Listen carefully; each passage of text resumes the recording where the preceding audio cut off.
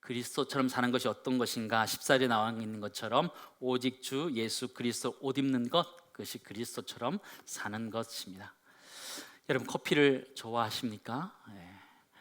저는 커피를 상당히 좋아하는데요, 저녁 시간에 커피를 마셔도 잠자는 데는 전혀 문제가 없는 아주 둔감한 몸을 가지고 있습니다. 네. 몇 달 전에 우리 교회 카페에서 일일 바리스타로 잠깐 섬겼던 적이 있었습니다. 한 10년 전쯤에 바리스타 자격증을 땄는데 그걸 가지고 한번 했었는데요, 해보니까 너무 힘든 거예요. 커피 내리는 거 우습게 보시면 안 돼요. 너무 어렵더라고요. 또 기회가 된다면 다시 한번 섬겼으면 좋겠다, 이런 생각도 잠깐 해보았습니다. 지난번 광고 드렸는데 이름이 경자이신 분들은 가셔서 꼭 커피를 좀 드셨으면 좋겠습니다. 아직 반밖에 안 드셨더라고요, 아직. 그래서 오셔서 마저 드셨으면 좋겠습니다. 우리가 12월까지 이렇게 할 수는 없잖아요. 그래서 1월 달까지 좀 마무리했으면 좋겠다, 그런 생각을 하게 됩니다.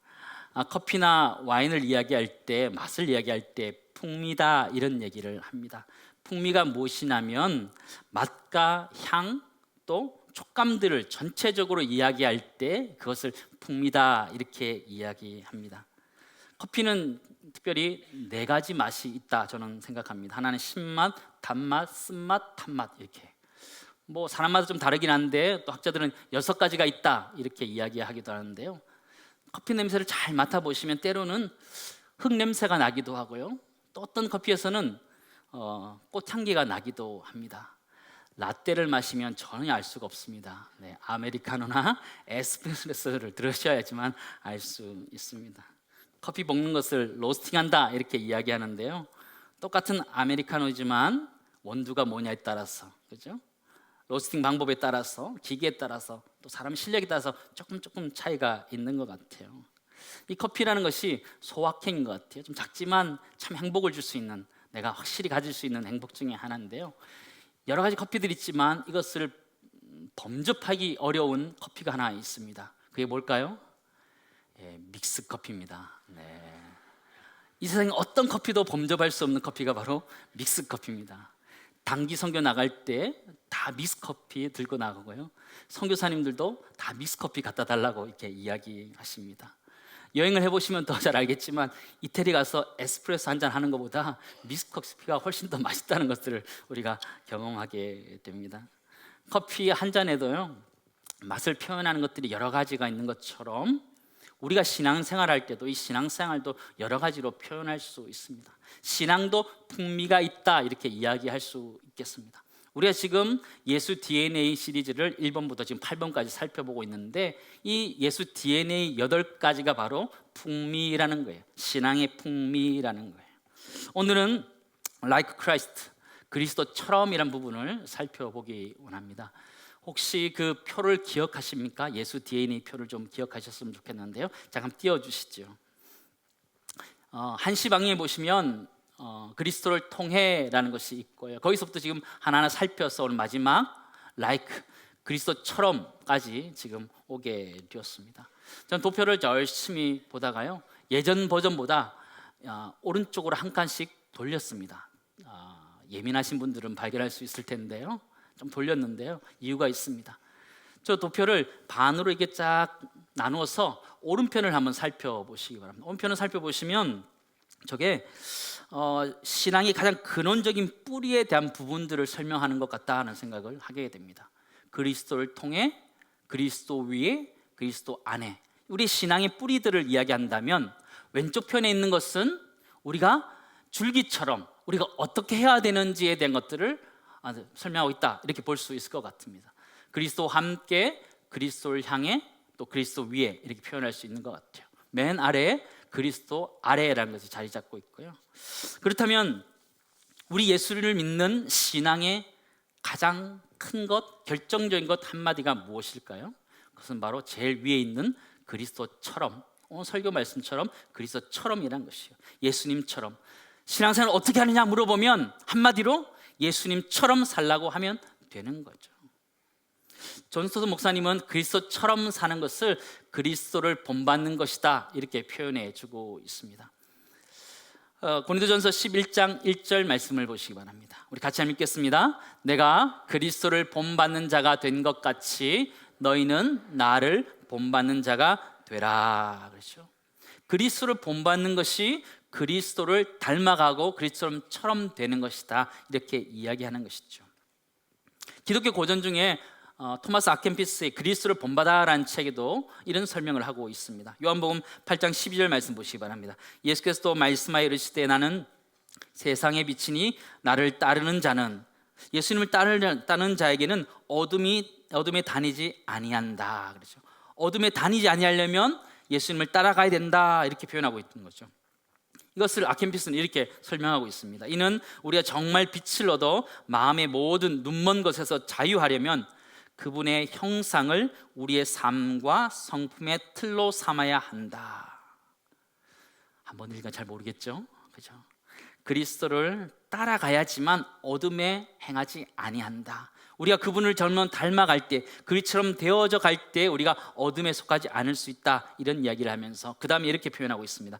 그러므로 우리는 무엇보다 예수 그리스도의 삶을 묵상하려 애써야 한다.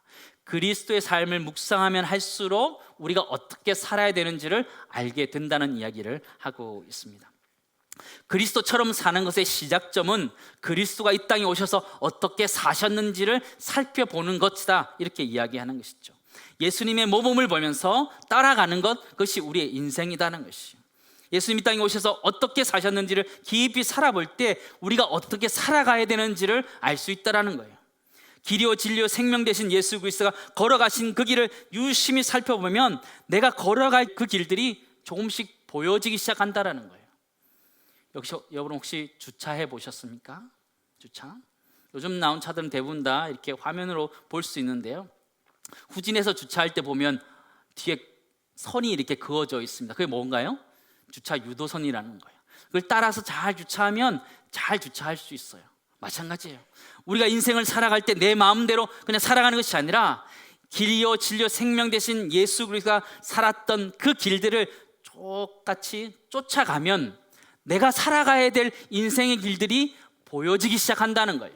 구체적으로 내가 어떤 직업을 가져야 되는지는 성경에서 말하고 있지 않지만 내가 살아가면서 인생에 어떤 가치를 가지고 어떻게 살아가야 되는지는 성경이 분명한 가이드를 해주고 있다는 거예요. 그런 의미에서 우리는 그리스도처럼 살아갈 때 우리 인생의 길을 찾아가야 되는 줄을 믿습니다. 우리가 왜 예수님처럼 살아야 될까요? 그것은 하나님이 가장 기뻐하시는 모습이 바로 예수님의 형상이기 때문입니다. 골로새서 1장 13절에서 15절 말씀 보시기 바랍니다. 그가 우리를 흑암의 권세에서 건져내사 그의 사랑의 아들의 나라로 옮기셨으니 그 아들 안에서 우리가 속량 곧 죄사함을 얻었도다. 15절 같이 읽습니다. 그는 보이지 아니하는 하나님의 형상이요. 예수님은 보이지 아니하신 하나님의 형상, 하나님이 가장 기뻐하시고 가장 만족스러운 형상이 바로 예수 그리스도다. 우리가 그리스도를 닮아가고 그리스도처럼 살아가야 되는 이유가 무엇이냐면 하나님이 가장 원하시는 모습이라는 거예요. 히브리서 4장 15절 말씀 보시면 뒤에 보시면 우리가 똑같이 시험을 받으신 이로되 죄는 없으시니라. 우리가 예수님을 쫓아가는 이유가 무엇이냐면 우리가 똑같이 연약한 지체이지만 시험을 받으셨지만 죄를 짓지 않았던 그분의 모습을 우리가 닮아가야 된다는 것이죠. 우리 인생이란 것은 살아가면 살아갈수록 예수님을 닮아가는 인생인 줄 믿습니다. 예수님 닮아가는 거죠. 그것을 신학적 용어로 성화다 이렇게 얘기하는 거예요. 성화라는 것은 예수님을 닮아 거룩해져 가는 과정이다라는 거죠. 우리 모두는 그렇게 점점점 성화되어져 가는 것입니다.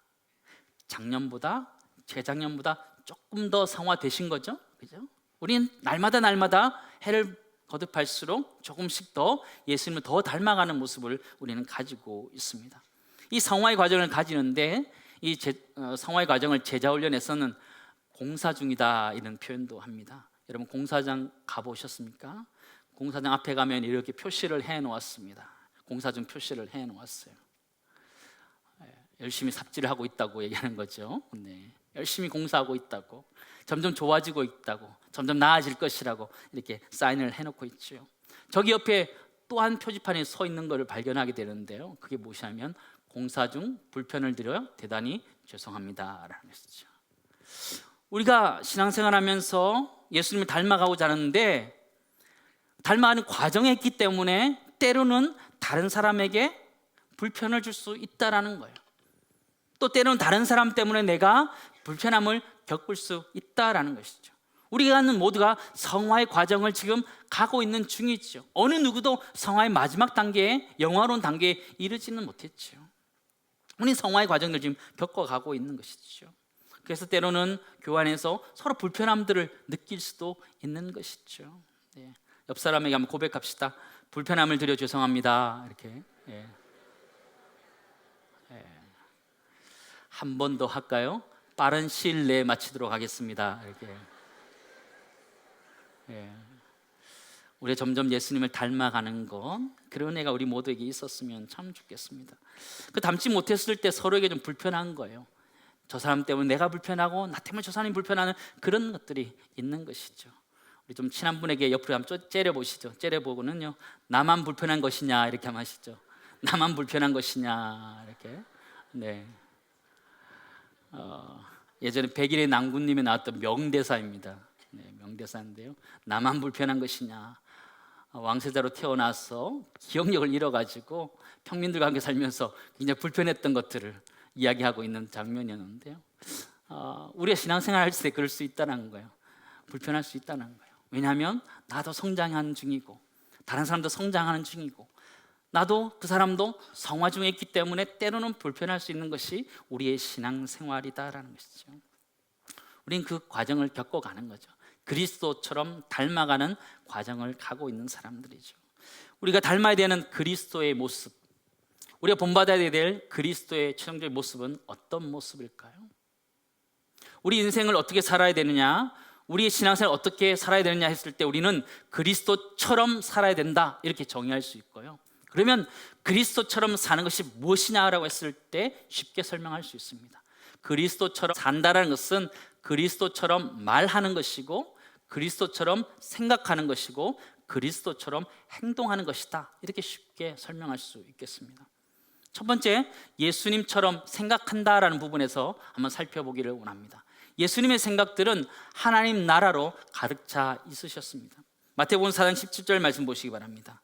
이때로부터 예수께서 비로소 전파 이르시되 회개하라, 천국이 가까이 왔느니라 하시더라.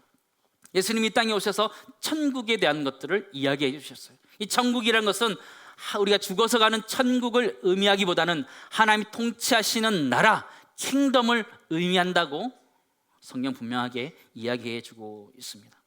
누가복음 17장 21절 말씀 보시면 또 여기 있다 저기 있다도 못하리니 하나님 나라는 어디 있다 그래요? 너희 안에 있다라는 것이죠.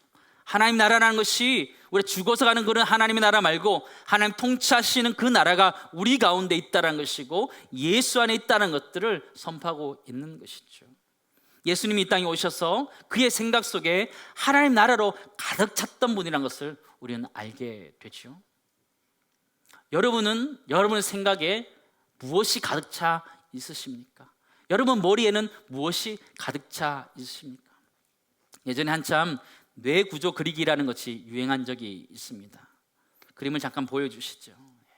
저런 건데요, 자기가 가장 많이 좋아하는 것, 또 사랑하는 것을 순서대로 써보는 거예요. 제일 많이 생각하는 것들을 써보는 거예요.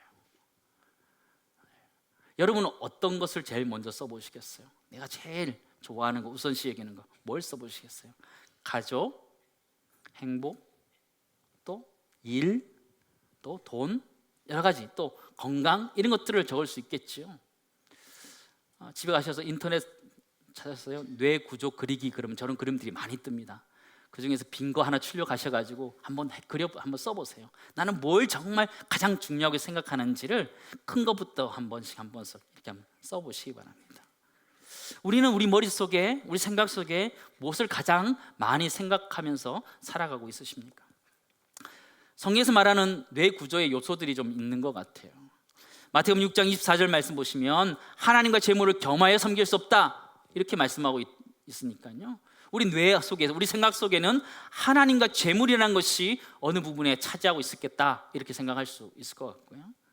마태복음 6장 34절 말씀 보시면 우리에 대한 걱정과 염려에 대한 부분들을 말하고 있는데 우리 생각 속에 걱정과 염려들도 어느 부분 차지하고 있겠다, 그런 생각을 하게 됩니다. 때로는 사랑이라는 것이, 또 시기 질투라는 것이, 그런 것들이 우리 생각 속에 이렇게 자리 잡고 있겠다 생각을 하게 됩니다. 여러분 머릿속에, 여러분 생각 속에는 무엇이 가장 많이 차지하고 있으십니까? 예수님처럼 생각한다라는 것은 하나님 나라가 가장 큰 부분을 차지한다라는 것을 의미한다는 거예요. 우리가 정말 예수님처럼 생각한다는 것은 내 머릿속에 가장 중요하게 생각하는 것이 하나님의 나라다라는 것이에요. 하나님의 관점으로, 하나님 나라의 관점으로 생각하는 것, 그것이 우리의 가장 중요한 요소다라는 것을 알 필요가 있습니다. 두 번째, 우리가 예수님처럼 살아간다고 하는 것은 예수님처럼 말한다라는 것입니다. 예수님처럼 말한다는 것은 예수님이 하나님의 말씀으로 가득 차고 그가 입을 열 때마다 하나님의 말씀을 가르쳤던 것처럼 그렇게 살아가는 것을 이야기합니다. 마태복음 4장 10절 말씀 보시면 예수님께서 기록된 하나님의 말씀을 가지고 사단을 책망하고 있는 모습을 보게 되죠. 예수님은 입을 열 때마다 하나님의 말씀을 가지고 가르치셨습니다. 또 기록된 하나님의 말씀이 자신의 삶으로 이어질 수 있도록 그 삶을 살아내시고 말씀하셨던 분이셨습니다. 베드로전서 4장에서도요, 베드로 사도도 누가 말하려면 하나님의 말씀을 하는 것 같이 하라, 이렇게 말씀하고 있는 것이죠. 여러분 입을 열면 여러분 어떤 말이 제일 먼저 나오십니까? 혹시 욕쟁이는 아니신가요? 입만 벌리면, 그죠? 그런 건 아닌가요?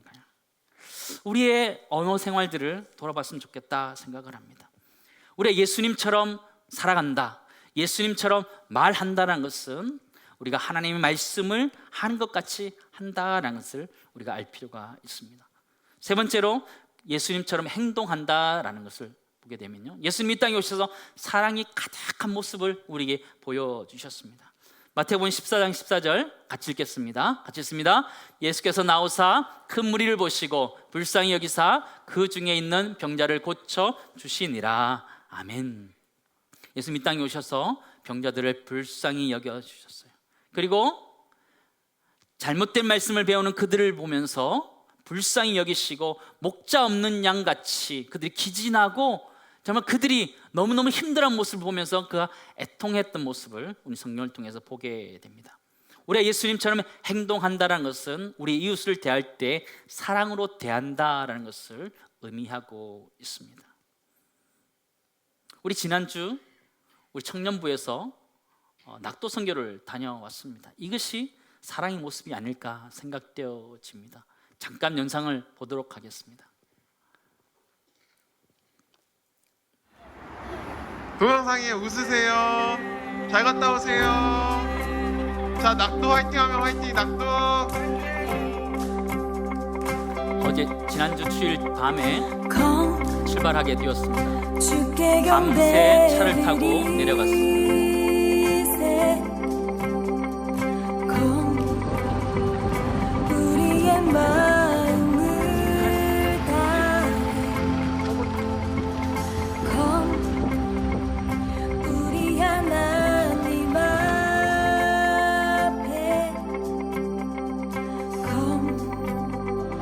주일학교 겨울 성경학교를 준비하고 있습니다.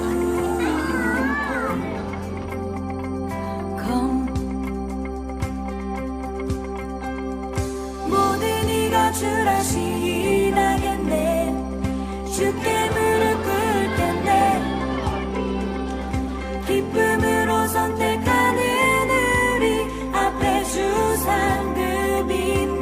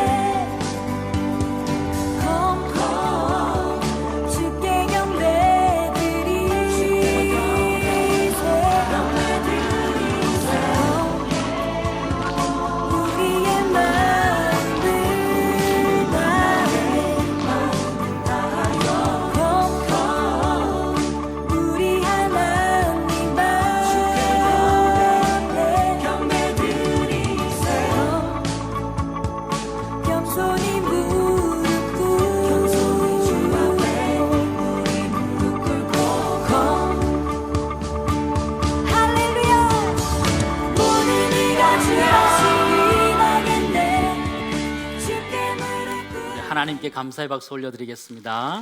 네. 우리 청년들이 가서 지난 주일날 출발해서 밤늦게 출발해서 밤새 내려가서 배 타고 들어가자마자 그날 사역을 시작해서 아이들과 함께 겨울 성경학교 재미있게 하고 또 어르신들도 이렇게 섬길 수 있는 그런 은혜들이 있었습니다. 지난 금요일 밤에 잘 도착했는데요. 여러분들이 같이 이렇게 도네이션 해주셔서 재정적으로 어려움 없이 잘 다녀오게 되었습니다. 저게 예수처럼 사는 거 아닐까요? 그죠? 예수처럼 사는 것, 사랑으로 섬겨가는 것, 그것이 우리가 예수처럼 사는 것이다, 그런 생각을 하게 됩니다. 예수님처럼 사는 것은요, 예수님처럼 생각하고 예수님처럼 말하고 예수님처럼 행동하는 것입니다. 그런데 문제가 뭐냐? 쉽지 않다는 거예요. 예수님처럼 생각하는 거 다른 사람이 잘 모를 수 있어요. 내 머릿속에 든 거니까 잘 모를 수 있고요. 예수님처럼 말하는 거 그렇게 할 수도 있어요. 그러나 예수님처럼 살아가는 것 생각보다 쉽지 않아요. 내 생각으로, 내 의지를 가지고, 내 능력 가지고 살아갈 때 그것이 잘 되지 않아요. 하다가 어디서 시험 들어요. 때로 넘어지고 좌절하고 낙심하고 하는 것이 우리의 모습이에요. 어떻게 할 수 있느냐? 고린도전서 2장 4절 5절 말씀 보시기 바랍니다.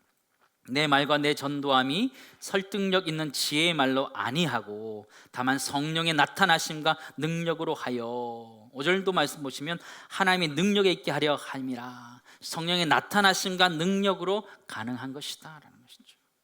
우리가 예수님처럼 된다는 것은요, 그분이 내 안에 오시는 거예요. 그분으로 옷 입는 거예요. 오늘 로마서 13장 14절 말씀처럼요, 그리스도로 옷 입는 것, 그것이 바로 내가 예수님처럼 살아가는 거예요. 내 의지로, 내 힘으로 살아갈 수 있는 것이, 예수님처럼 살아갈 수 있는 것이 아니라는 거예요.